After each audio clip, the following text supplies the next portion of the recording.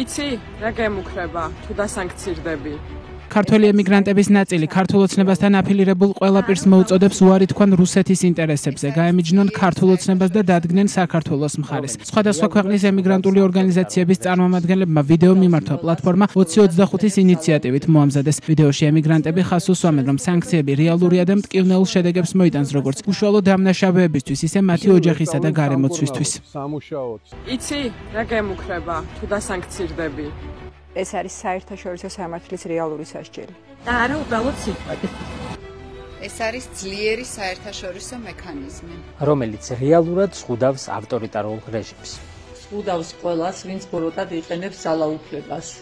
სანქცირებულებს შეეზღუდებათ გამგზავრების საშუალება ევროპასა და ამერიკაში. ისინი ვერ სწავლენ სამკურნალოდ, სამუშაოდ, სასწავლებლად, თუნდაც დასასვენებლად. მოქმედი ვიზები გაუქმდება. ახალი ვიზები აღარ გაიცემ. დაიბლოკება მათი საბანკო ანგარიშები. ახალი ანგარიშების გახსნა კი შეუძლებელი გახდება. მათ დაეკარგებათ ცდომა უცხოურ ვალუტასა და ფინანსურ მომსახურებაზე.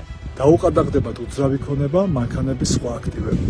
სანქციები შეეხება მათ ოჯახებსაც, მაგალითად შვილებს გაუუქმდებათ სასწავლო ვიზები. სანქცირებულ პირებს საერთაშორისო სამართლებრივი დაცვა აღარ შეეხებათ. ვერ შეძლებენ საერთაშორისო სამართლებრივ მოთხოვნასთან წვდომას. სანქციები შეეხება ყველას, ვინც ძალადობას გეგმავს ან ხორციელებს.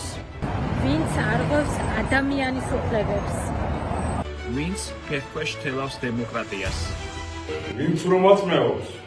ვინც უსამართლო დაფისარებს და აწამებს უხალხებს. სანქციები არ არის შეგრძნება. ეს არის სამართლიანი პასუხი ბოროტებაზე. პლატფორმა 2025-ის ინფორმაციით სხვა საქმიანობასთან ერთად ამ ორგანიზაციებმა და ჯგუფებმა 4 ივლისს მიმართეს ევროკავშირის საგარეო საქმეთა საბჭოს, რათა 15 ივლისის სხდომაზე საქართველოს საკითხი განხილულიყო და გადადგმულიყო კონკრეტული ნაბიჯები ოცნებასთან აფილირებული პირების დასასანქცირებლად.